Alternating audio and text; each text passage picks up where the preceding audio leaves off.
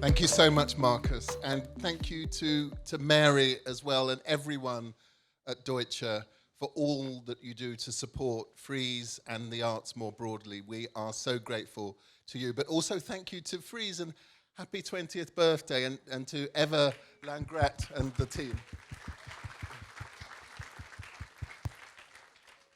And to you, Yinka. I mean, what a year. Everywhere I go, I see Yinka, and it makes me so happy. I was on Cork Street the other day, the work that you're doing with Stephen Friedman.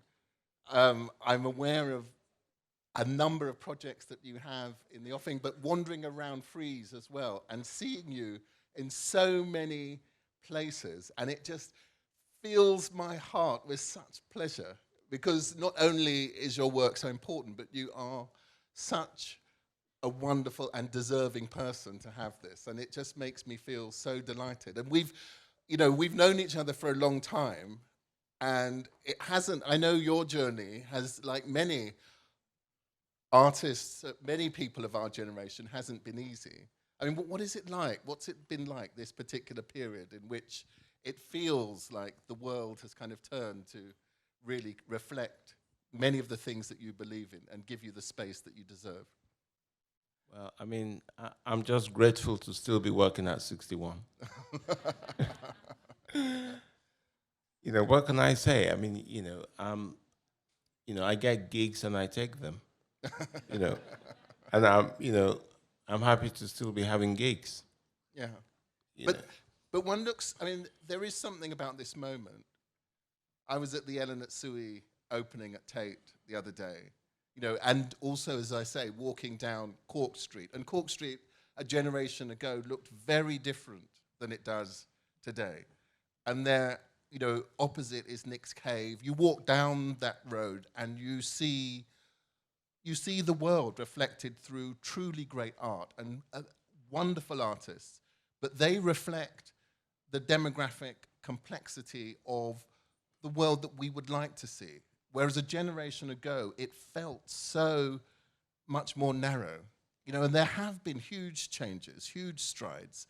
And one sees that, in so many spaces. At our own V&A, to have someone like Thomas J. Price helping us to negotiate some of our permanent collection with amazing interventions, doing things that, as I say, a generation ago just simply were not happening. Okay, Gus, let's get serious. Yeah. Let's get serious. Now, you said all those things, but we then need to talk about the civil rights movement in the United States. We need to talk about the struggles, the Brixton riots here. We need to talk about the Notting Hill Gate riots. Of course, the carnival evolved out of that. Yeah. We need to understand the struggles of our ancestors. And of course, we want, the transatlantic slave trade, the colonial era, and, feminism, 1968. All of those things now, brought us to this point. But a lot of people sacrificed a lot to get us here. Now, the turning point is the pandemic period. Black Lives Matter and George Floyd. Yeah. Many, many people, there are many things that we knew. We knew about police brutality. We saw that. Parents would talk to their children about how to behave when they saw the police. And of course, in the UK, we know about, Stephen Lawrence. We know what happened there. And I think the whole public saw that during the pandemic. They saw what we always knew. Yeah. There was a passive audience who, in shock, were just surprised that why is this happening? I can't breathe. Why is this happening? And I think many people decided that it's just unfair. We have to change. And I think that's why we're seeing the black representation that we should have seen, and we should have been seen. We're very much part of society. We pay our taxes, and we need a fair share of the cake. And I think many people are sort of realizing that now. And so the visibility is good, but, we should not really be grateful for it because we're very much part of society. And we deserve the same rights as everybody else. Here, here.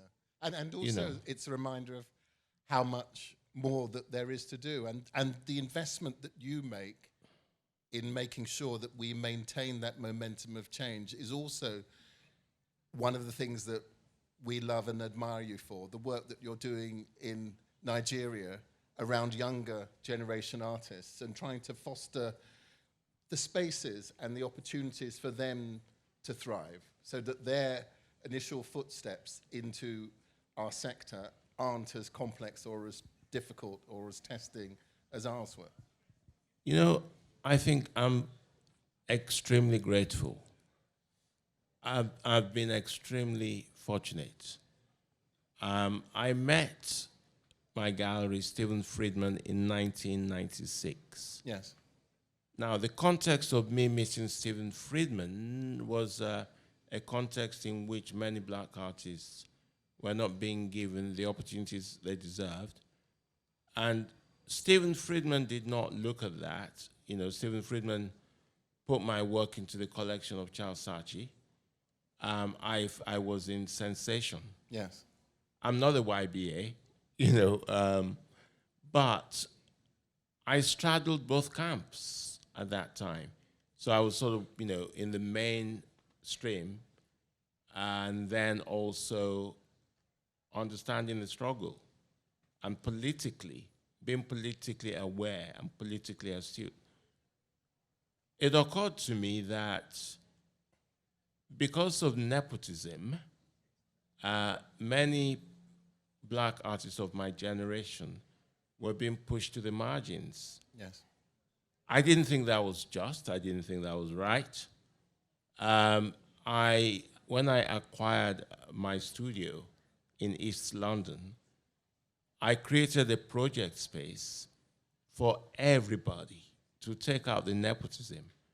I put a proposal box outside my studio, and artists would put proposals in there. I didn't care where you were from. And this was not targeted specifically towards black artists. It was everybody. And all art forms as well, because I believe in this kind of interdisciplinary thing. I believe we could learn from every discipline. Focusing on one discipline is a kind of fairly modern phenomenon anyway. And I think that's when I realized that actually many artists needed the space to fail and try things out. I've always believed in that. And so and then that project, called Guest Projects, ran for 11 years. And then out of Guest Projects, I decided to actually form a foundation. Because what is the basis of prejudice? Well, the basis of prejudice is ignorance. And, if people have never met somebody from Africa, or they don't know people from Africa, or they've never, for that matter, understood the richness of the culture, they remain kind of afraid, probably, presumptuous, perhaps. And so the foundation was really saying, I wanted to actually create a place where people can have conversations and exchange ideas. And so for those of you who don't know, GAS is a residency in Nigeria in 2 parts. And there's a farm. Actually, that's the farmhouse on the screen at the moment. We excavated the soil and made 40,000 bricks to create that farmhouse for artists on the farm. And so to start to deal with some fundamental questions, opportunity, prejudice, cultural exchange, interdisciplinary development of ideas, experimentation, and then in the city, we also have another house for artists where they can stay and do residencies. And so, and it's called Guest Artist Space Foundation. And we're registered in London, and we're also registered in Nigeria. So far, we've only been running for just over a year. We've had 26 artists so far. We've had curators from Germany. We've collaborated with the University of the Arts in London with artists doing work on ecology, art and ecology. And then the farm is really developing. I think we just planted something like 5,000 lemon trees, wow. 1,300 coconut trees. We've got 10 greenhouses, tomatoes, peppers. Now, food security is also something that is dear to my heart, and also infrastructure development. So, if you want to predict the future, then create it. So we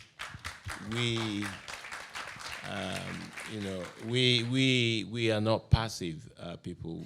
We have agency. I don't have a lot of money, but I have community because I'm African.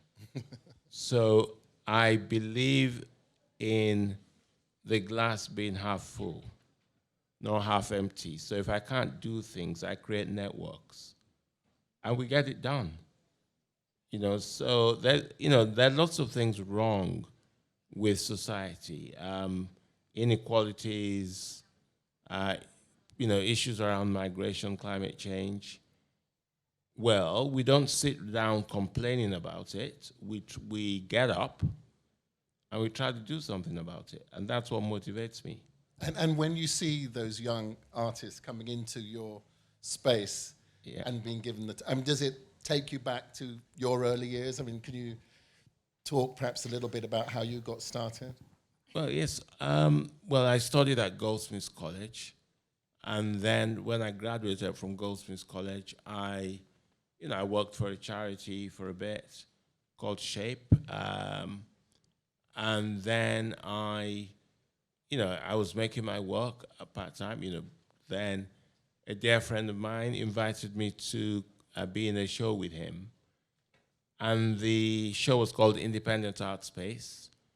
And, Charles Saatchi lived near that space.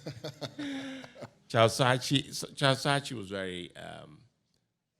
was very famous then, and he was the only buyer of contemporary art.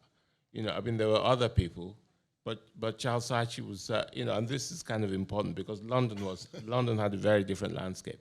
When I graduated at Goldsmiths, somebody put out a rumor that Charles Saatchi was in the building, and we were all running around trying to present the best spaces, but actually he wasn't there. But so when I was told that Charles Saatchi's house was around the corner from there, I thought, no way. And then Charles Saatchi walked into the space. Wow. And he was interested in my work. And he showed interest in my work. 2 weeks later, he bought the work. What did he buy? What was the piece that... So he bought a piece called How Does a Girl Like You Get to Be a Girl Like You? Yes. There are three women, and that piece was in Sensation. And then another piece called Double Dutch, which was like a wall piece.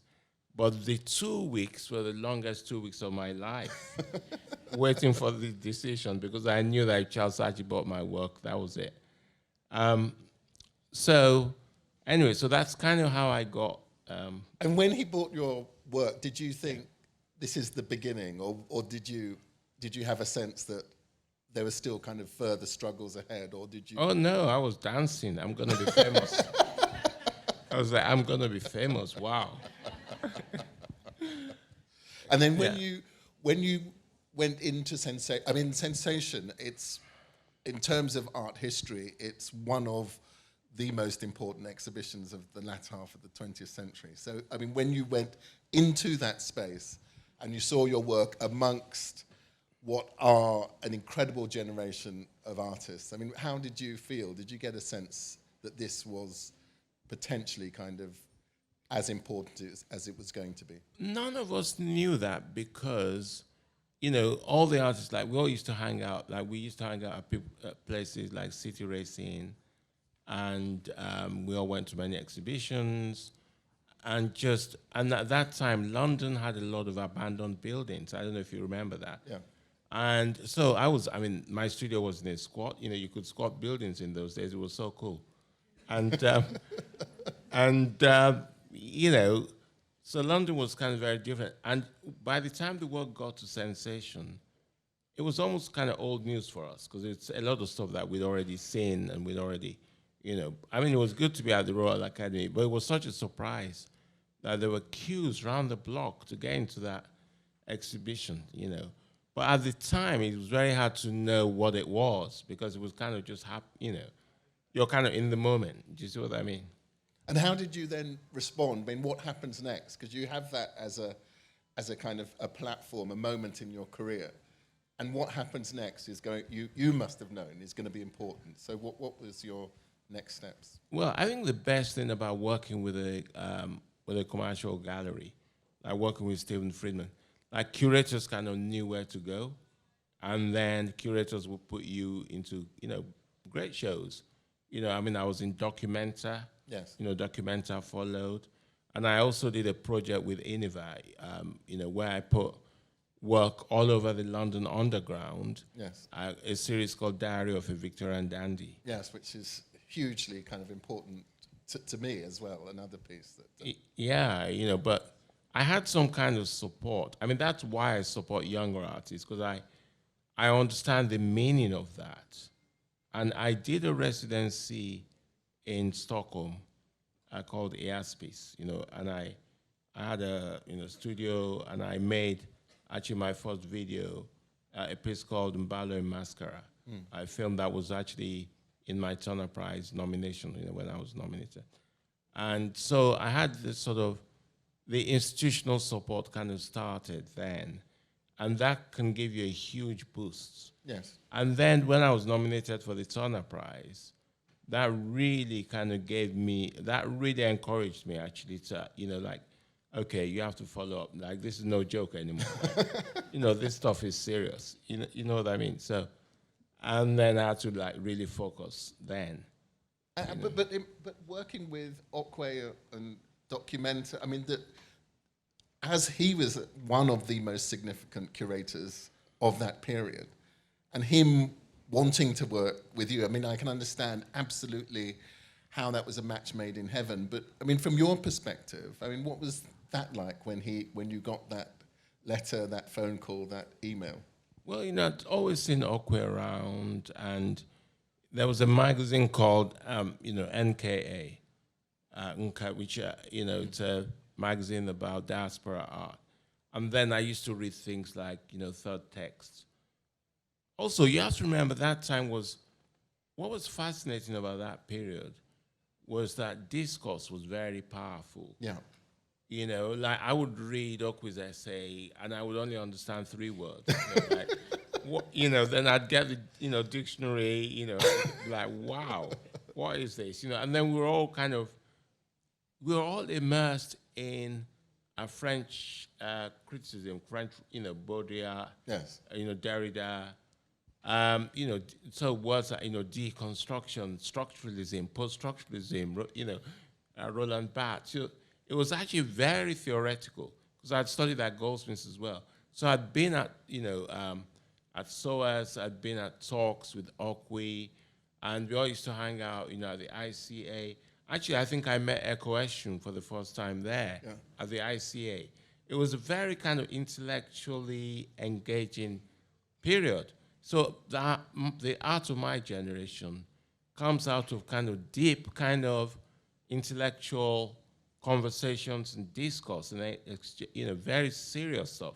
Like Rashid Rain, I used to read Thought Text, and then there was at the ICA I listened to Edward Said, Orientalism. I mean, you know that book, right? I do, of course. And, we'd be reading like Frantz Fanon, Blackface, White Mask, the psychology of black men.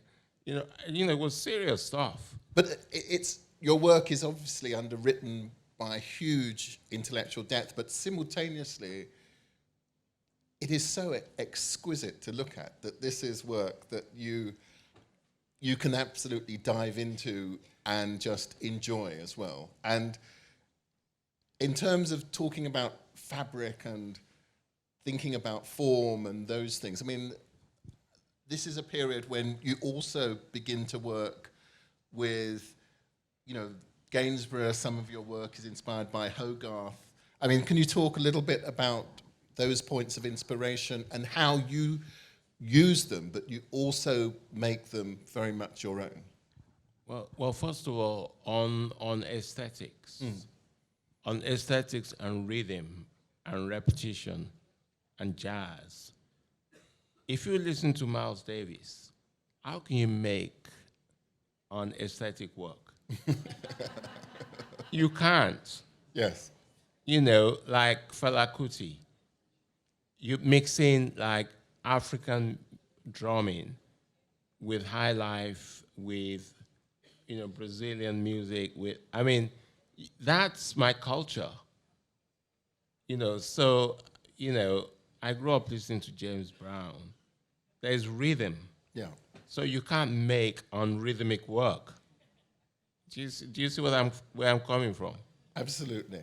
And I do feel that when I look at your work and the way in which you create layers which can be interpreted at multiple visits. Every time I see particular works, I read them in different ways. And, that has been one of the great things during this particular period in which we've had to negotiate and navigate some really testing and difficult issues around race and identity, and returning to your work as a kind of intellectual anchor to a place of kind of solace and succor, but also a place in which we can navigate some of this difficult territory, I think has been enormously uplifting. I mean, I can see there your African library, for instance, a piece which is so beautiful to look at, but which tells us something about a mission, about the ways in which certain kinds of stories have been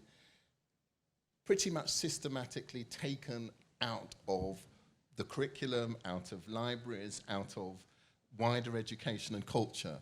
And it gives us a place, a stake back, but it's also emotional and beautiful. Well, there's as an academic, understand the importance of the archive. Yeah. Because archive it's memory, it's history. And we need to, the series of libraries I did 3 libraries. And the library project is a big, long-term project, and it's ongoing. I did the British Library. Yes. I did the American Library. I did the African Library. Now, the British Library is about, first and second generation of immigrants who've made a huge contribution to British culture in all disciplines. So we're talking about the arts and the sciences and everything. But there's a way in which people kind of get forgotten, and we need to write that down, and we need to archive that, because it's our story, it's our history. And the libraries become receptacles for memory. But I want them to be completely immersive. Tate Modern installed the British Library for quite a while. And I was really pleased at the response. People really engaged. So I'd say that I'm interested in doing very serious subjects in a playful way. And I think that would probably sum up my work, because I think it's most important to engage your audience. You don't have to be a snob just because you're an artist. And then when you got offered a space like the Fourth Plinth, to be given a chance to actually work on public art on one of the biggest settings, one of the most visited spaces in central London. Yeah. I mean, what was that like, and how did you take on that as a challenge? Well, I mean, it was a great opportunity because millions and millions of people would see the work. I did learn a lot from doing the fourth plinth, actually.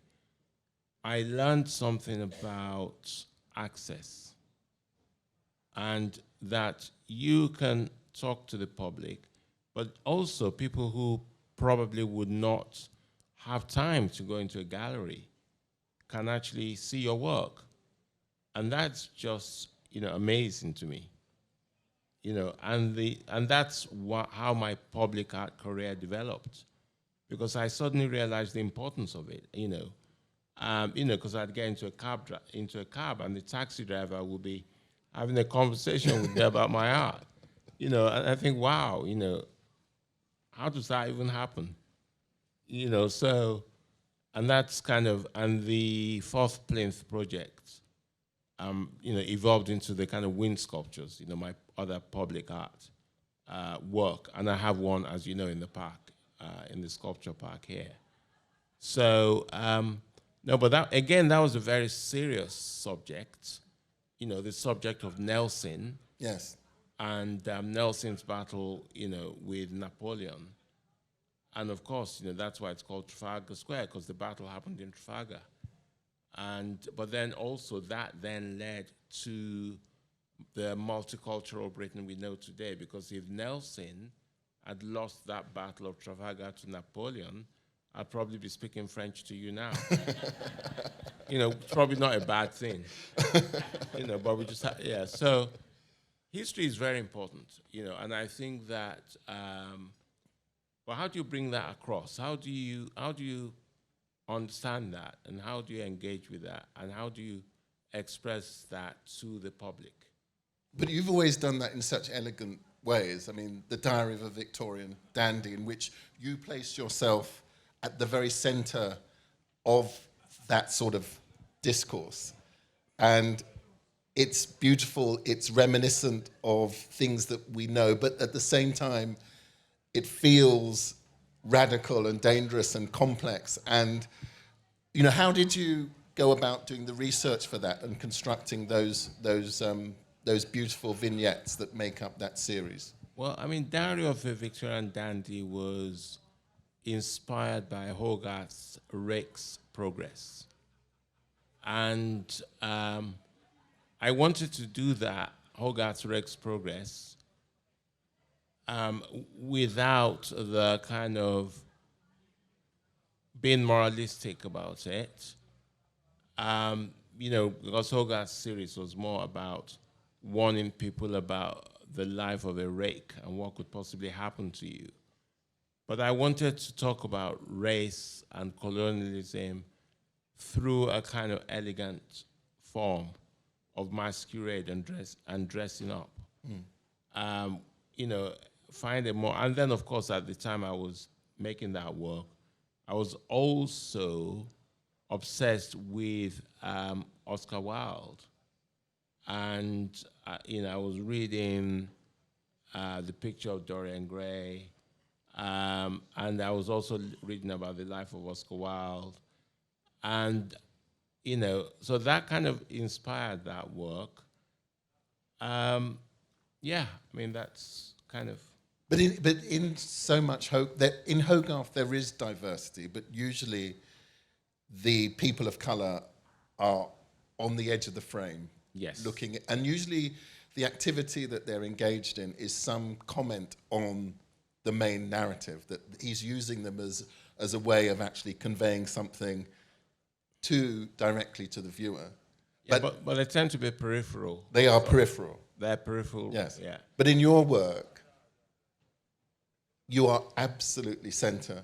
And in some of those images, you look directly out of the work toward the viewer. It offers something which is kind of powerful in a whole variety of ways, which critique our kind of relationship with the Enlightenment and many of the things that we accept. I work within the Victoria and Albert Museum, that we have spaces that were crafted in that sort of period, curated to tell very particular stories that we are yet to deconstruct in powerful ways. But what your work does, by placing yourself in the very center, looking in the way that you do, is reminds us of those kinds of narratives and the ways in which they are constructed so powerfully around us that we almost don't see them because they are so ubiquitous.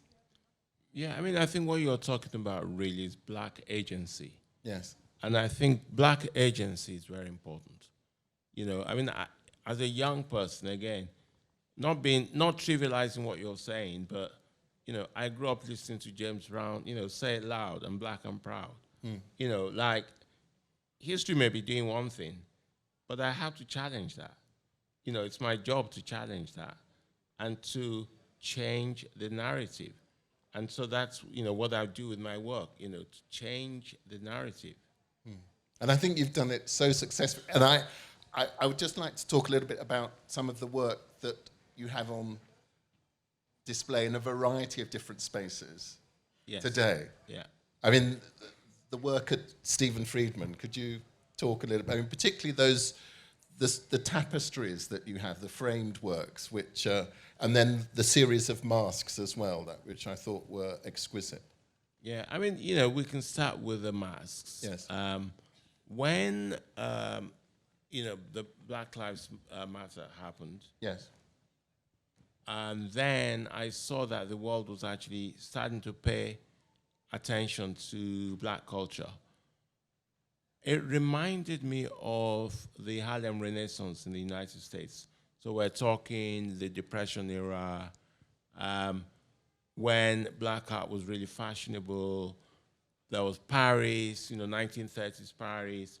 So you're talking, Josephine Baker, James Baldwin. Black culture was cool. Then the Depression happens. Then we go into the Second World War. Then, black culture was sort of, forgotten. Now we seem to be going through another kind of Renaissance period. There are many names, many black artists are now, particularly in the United States as well, the older generation are now being discovered. And there was this show at Tate Modern, so that, amazing show. Like a lot of those artists should have been constantly celebrated. Yes. And it was great that show happened. So as a result, I thought, actually, now what is the legacy of black heritage? Modernism, Western modernism. Now, can you imagine Western modernism without Africa? Yeah. You can't. Then I discovered Picasso had a huge collection of African art. Matisse had a collection of African art. Many modernist artists had collections of African art. Then I delved into that collection, did some research, and I thought, well, actually, it's kind of weird that as an artist of African origin, I've seen my heritage through the lens of Western modernism. Yes. Which is kind of curious.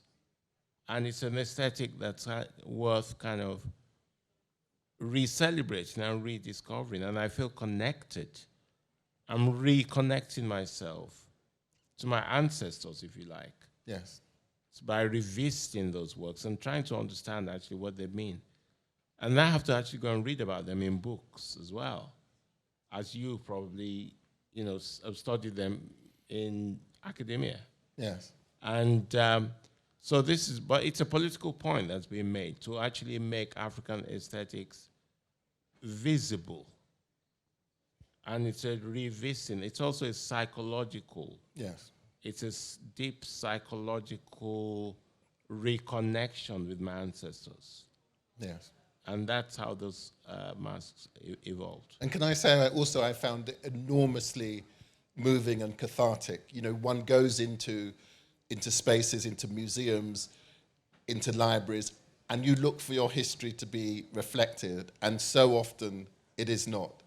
In many spaces, it's actually undermined with very awkward narratives or curation that suggests somehow that, you know, if you think that African art was, or the work that inspired African art was kind of labeled primitivism, that the very idea of our creativity has had a campaign of pretty much systematic undermining by a lot of academia that could have supported it. And it is so glorious to see a response that feels thoughtful, measured, is beautiful, but is also deeply cathartic. Absolutely. You know, I'm glad that you get it. Like you get what I'm trying to do, because I know you're a scholar. Well, I am so grateful to you as well, because I have a daughter. I want to take her into spaces, museums and galleries, and for her to feel comfortable.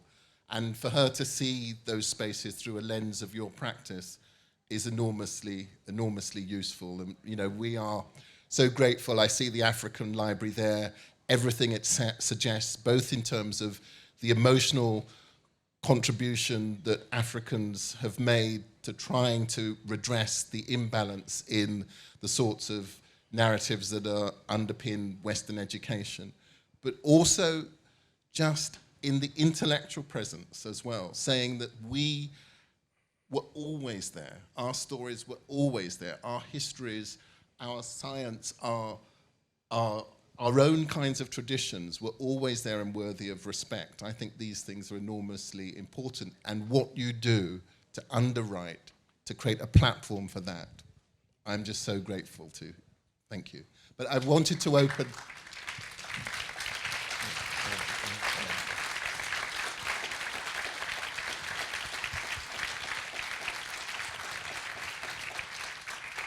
We have a small chance for some questions. So if you have some questions, could you make them fairly short so we can fit in as many as possible, please? Okay, I have a question regarding what you were saying about the rights for Black communities all over the world. And since I studied politics for like 3 years, I learned about a lot of the segregation that is very present in the United States, and that the state is doing a sort of apartheid, because there is like some cities that are like towns, that are like prisons, town prisons, that people cannot, like they can go outside, but they're sort of ghettos. So what about maybe asking those people that are like artists to like maybe do paintings about what, like their feelings, what they feel about being segregated like that, and maybe put them in museums and everything, because it's not like art is not only about studies and theories, it's also about feelings, and I think that also people that didn't study can also express their feelings. Yes, I mean, your mic stopped working, I think. Yeah. Well, I mean, I think that, you're talking about giving opportunities for people to express the discrimination that they're going through. I guess that's what you're saying. I mean, I think, it's up to society generally to, where those opportunities can be provided to people. It's up to everyone to always, I mean, I always try to do that myself with a lot of younger artists, and to always give platforms for people to express themselves. But we're a society, we're a community. I've never seen any of these problems as being specifically a Black problem. You need white people for discrimination to actually exist. So it's both of our problems. You understand what I'm saying?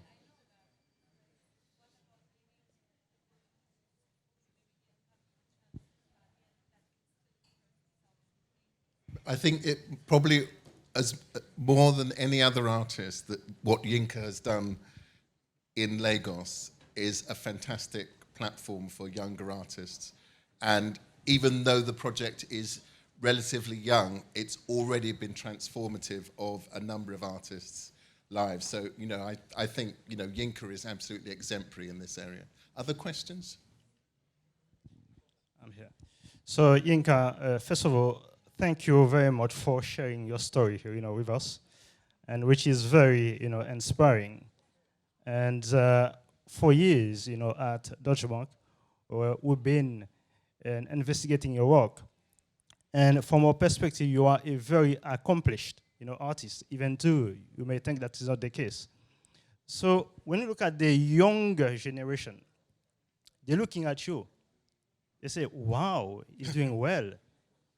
So what kind of advice you will give to the younger generation who is trying very hard, and despite their good work, they not recognize?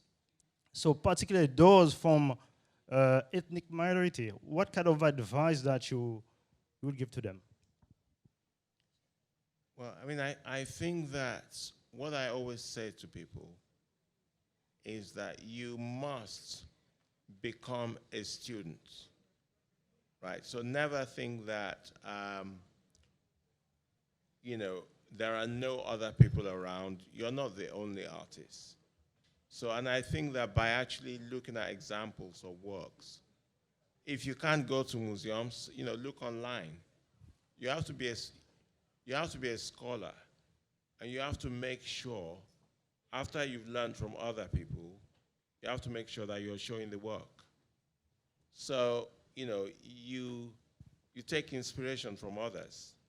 I mean, that's how you develop your work. There's no other way of doing it, I'm afraid. Yeah. One more question.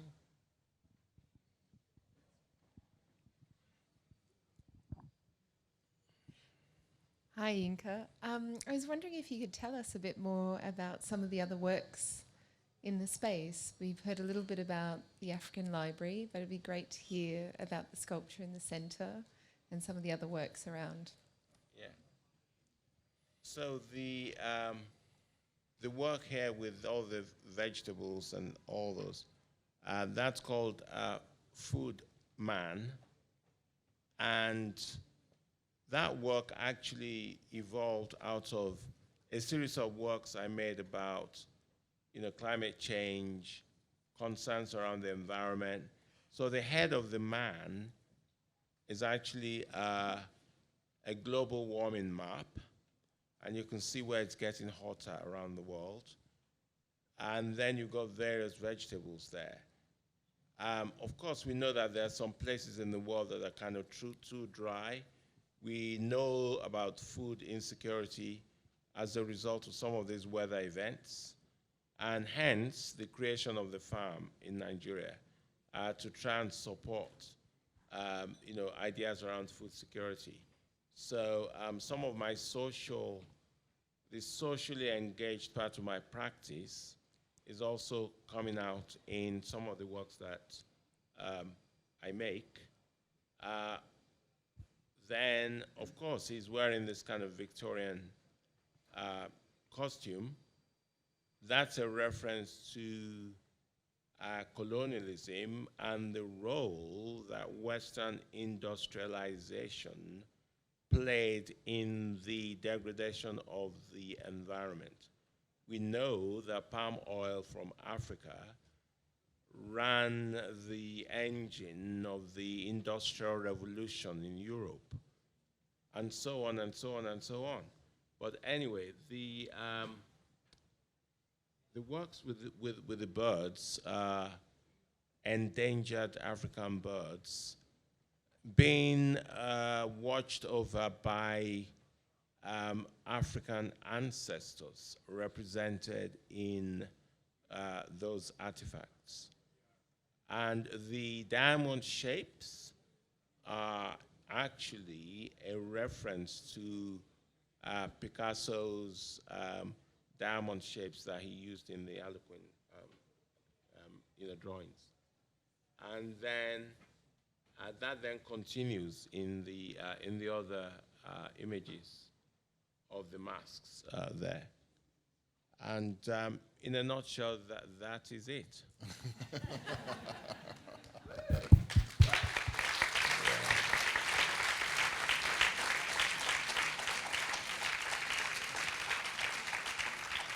I mean, sadly, we've run out of time, but Yinka, as ever, eloquent, generous, deeply inspiring. And I mean, your work, as I said a couple of times, has been such an inspiration to me. And I think in this period in which we've seen huge political polarizations and, amazing kind of, opportunity for us to really reflect the agenda that the younger generation are so hungry for, an agenda of equity and sustainability that really does give hope. I think Yinka Shonibare and his work and his practice and the way he lives, and you see that exemplified in the work that he does with his foundations, is a huge and wonderful example in a period in which great and positive examples are so rare on the ground. We are so lucky and blessed to have Yinka Shonibare in our lives, and thank you so much for all the work you do. And I look forward to seeing what you do next, because you continue always to surprise, amaze, and inspire. Thank you so much, Yinka Shonibare.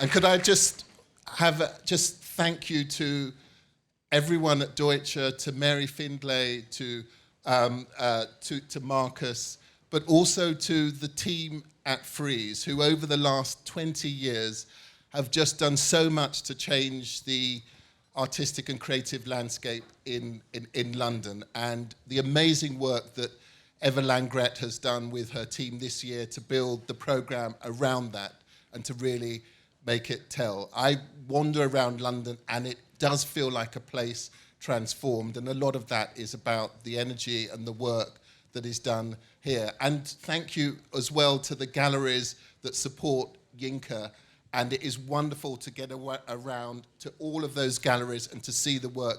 And Yinka is on display in a number of different spaces, please do get out there and see that work. I mean, we adore you, Yinka. It's just wonderful to spend time with you, and I just look forward to seeing what you do next. Thank you, Yinka.